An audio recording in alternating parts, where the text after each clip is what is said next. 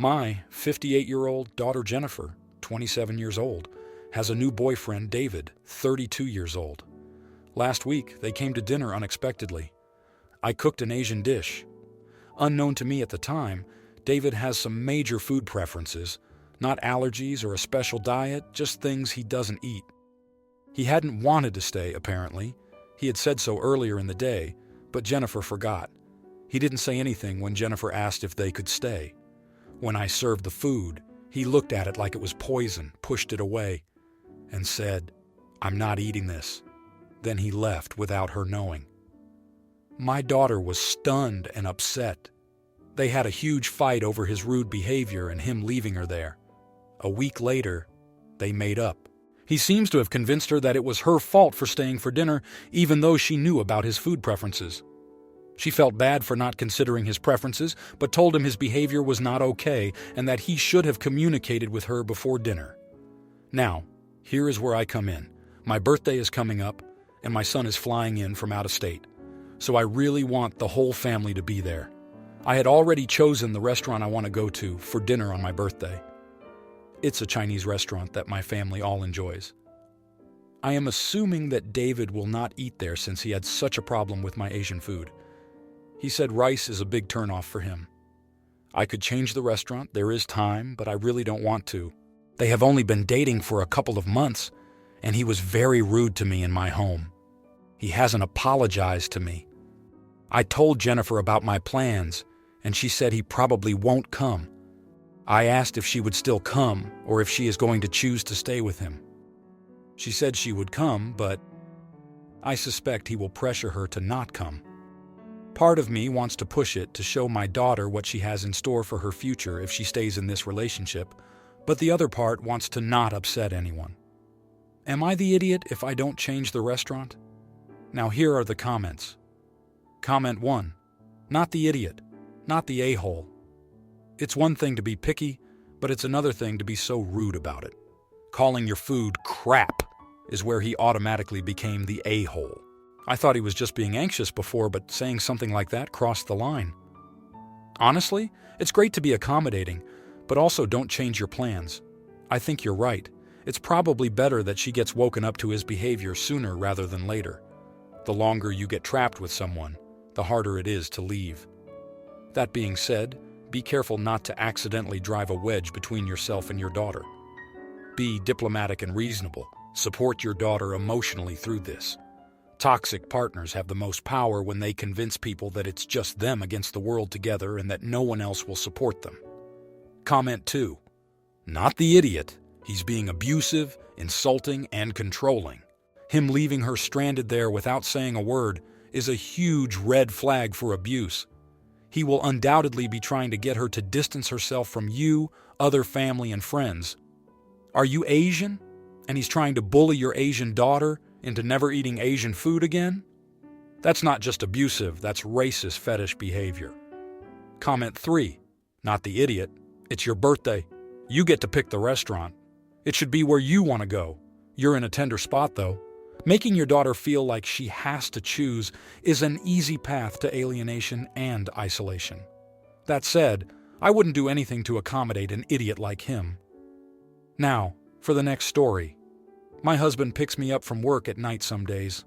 Yesterday, I noticed we weren't going home, and when I asked, he said we're going to dinner at his family's.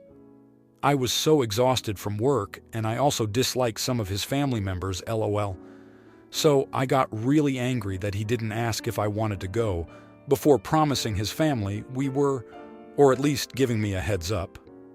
Instead of apologizing, he argued that I was being dramatic. So naturally, I got dramatic for real. And as soon as we arrived at their driveway, I called an Uber and left. He said I was being disrespectful and embarrassing myself in front of his family. I don't care, but he's still pissed at me. So, Aita? Now here are the comments. Comment 1. So, your husband kidnaps you and drives to an unknown destination. He finally makes it clear that he's voluntold you eating at his family's. Escaping at your first chance was exactly the right thing to do.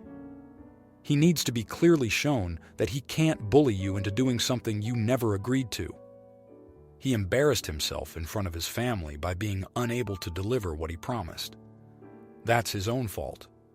Yes, you were disrespectful here. However, being disrespectful to someone whose actions deserve no respect is not behavior.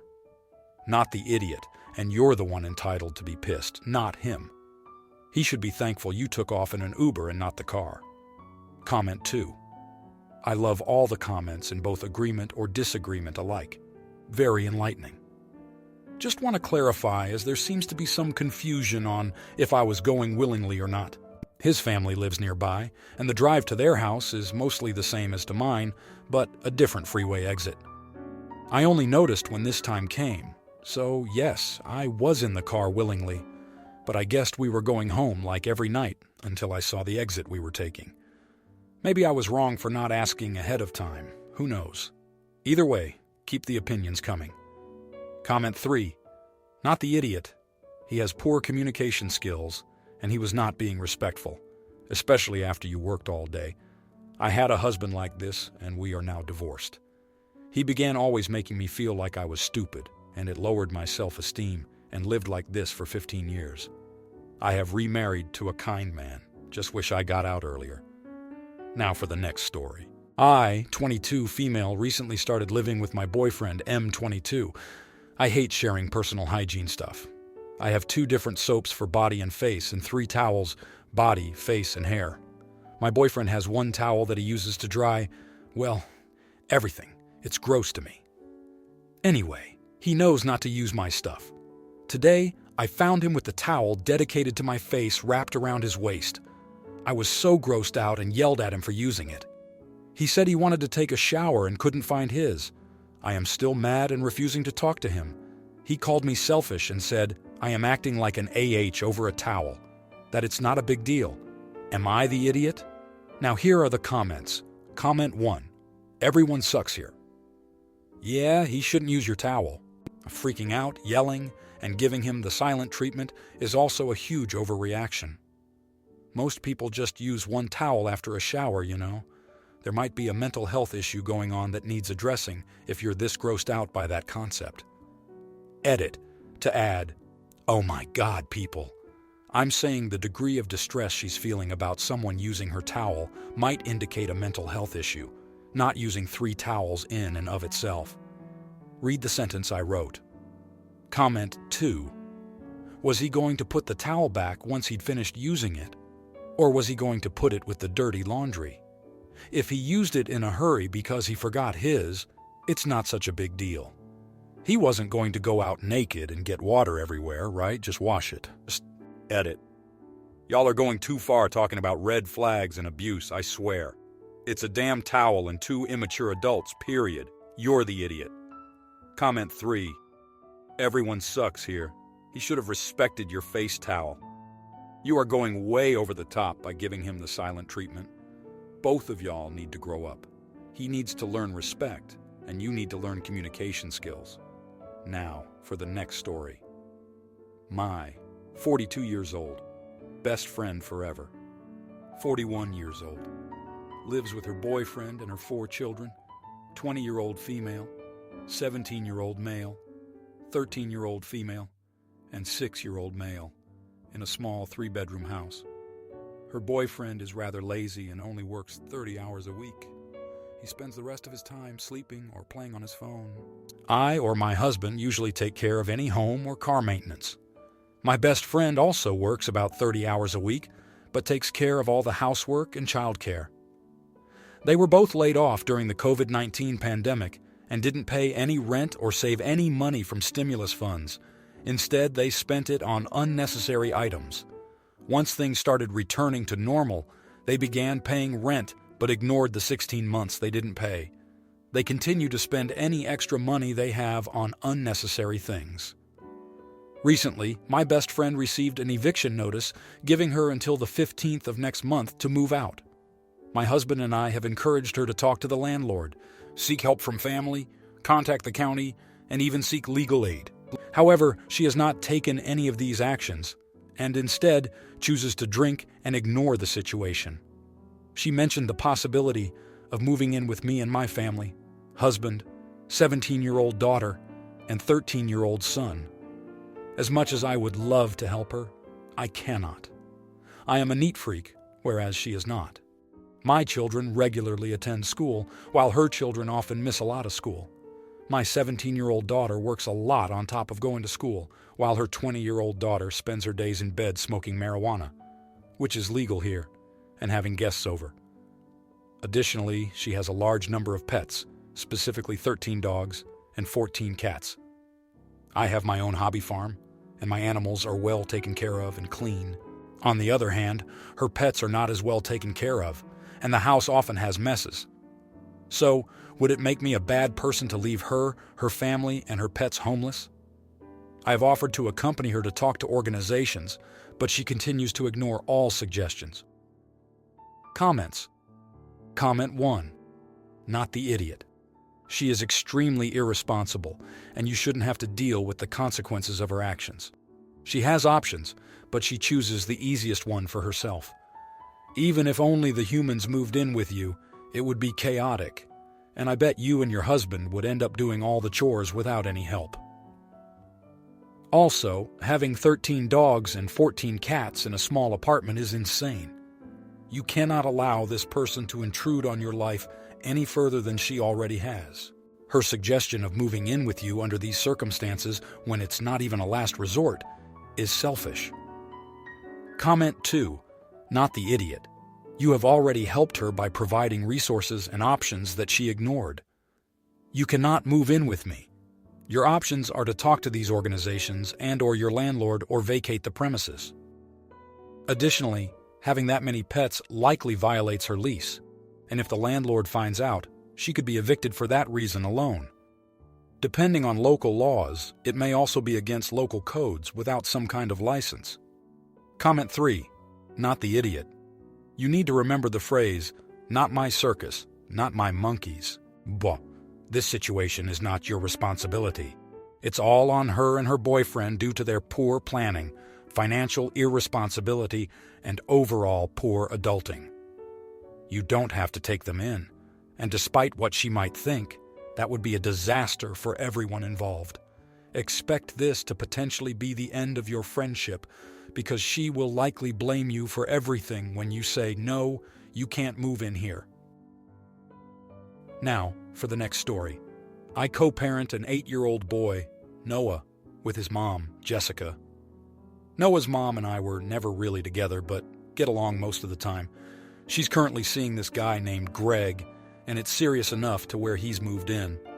I asked Jessica that I'd like to know more about Greg, and she said her relationships are none of my business. I said in this case it is because he's sharing a living space with my son. At the very least, I'd like to see a background check. She told me she's vetted him a long time ago, and I should accept her word that he's a good person. I said if he is a good guy and you vetted him, then share that information with me. I would 10,000% share that information with her if I was going to move in and significant other into the same space as our son. That is my way of assuring my son's mom that she has nothing to worry about. I think it's totally rational. Other than that, I don't care if she's dating a space alien. Literally, I couldn't care less. She refused, so I told her that I'll just hire a PI to make sure my son is safe while living in the same house with an adult who I know nothing about. She told me I was acting like a psycho. Edit. It doesn't matter if he's the boyfriend or roommate or cousin or Captain Crunch. I want to know who's living in the same home as my minor child. Now, here are the comments. Comment 1. You're the idiot. Her relationships are not your business. The way you write about her is coming across very aggressively. If you speak to her that way in person, it's not at all surprising that she is not willing to share her private life with you. If you are truly interested in co-parenting effectively, then the first thing you need to do is evaluate the way you treat Jessica. Comment 2. You're the idiot. Who she dates is her business, not yours. You have every right to talk to her about your son. You have no right to expect her to share information regarding her significant other. And you have absolutely no right to think you can veto her relationships. Your ability to control your son's environment only exists inside your home, not hers. Comment 3. You're the idiot. You aren't together and share a son. Yes, I understand you care for your son and his well-being, But he isn't only your son, and not your business who she is with. Unless there is a history you aren't sharing with drug use or a bad experience with your kid and her previous boyfriends. Now, for the next story. My 28-year-old male, sister, 24-year-old female, is getting married at the end of this month on the same day as my child's first birthday party. My wife scheduled it for this day because it's the only day certain family on her side can come. She also locked this date in before we knew her wedding would be then. My sister and I aren't close, but last year I had a major fallout with my parents and am not on speaking terms with them. My parents have also never met my child. I made a point to sit down with my sister last year while I was having problems with my parents to make sure she knew I didn't have a problem with her. Since then, she's still kept me updated about major points in her life. She started dating the guy last September. He proposed in April. I had never met her fiancé when he proposed. I haven't been attending any family gatherings. So, in May, my sister asked if we could all go out to lunch. The whole thing was pretty normal first meeting type stuff, but otherwise not unpleasant. About halfway through, her fiancé got up to go to the restroom, and my sister asked if there was any chance that our parents could meet my child. I said that I didn't want to discuss that at that time. She got very quiet, and we tried to move on to other topics. She then asked if we would be going to her wedding. At this point, I had already been feeling conflicted about it because I didn't want to be the cause of any drama at her wedding. My wife said that she was sorry, but we had already planned our child's birthday for that day, so it wouldn't work. My sister seemed upset, but let it go, and we awkwardly finished lunch and left. My wife pointed out that it felt to her like the whole thing was just out of obligation, and that it seemed like my sister just wanted to ask those questions, and the rest was normal fluff.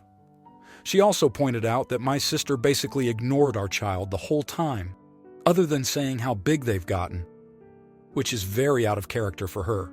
She loves babies. I felt like I wanted to explain that I don't want to stir the pot and that I don't trust my parents to not do that if I show up. But since she seemed upset, I figured I should give her space. The next time I saw my sister and her fiancé was at my youngest sibling's baptism in July. I went by myself, since my youngest brother specifically asked me to come, and all they said was, "Hi, nice to see you," before walking away. Since then, my sister hasn't spoken to me at all, so I feel like I've offended her. I feel like an AH for not at least trying to go for a little and support her.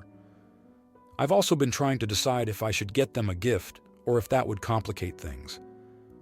I know I feel guilty anytime I find something my parents have given me, and I've even had to make myself get rid of some of the wedding gifts they gave us because I get too many mixed feelings. I don't want to put her in a similar position, but I feel like an AH for not doing something for them, or at least explaining myself. If you like this video, you'll probably like these too. Also, while you're here, please consider subscribing. It's your support that keeps this channel alive and allows me to make better and longer videos. Have a great day.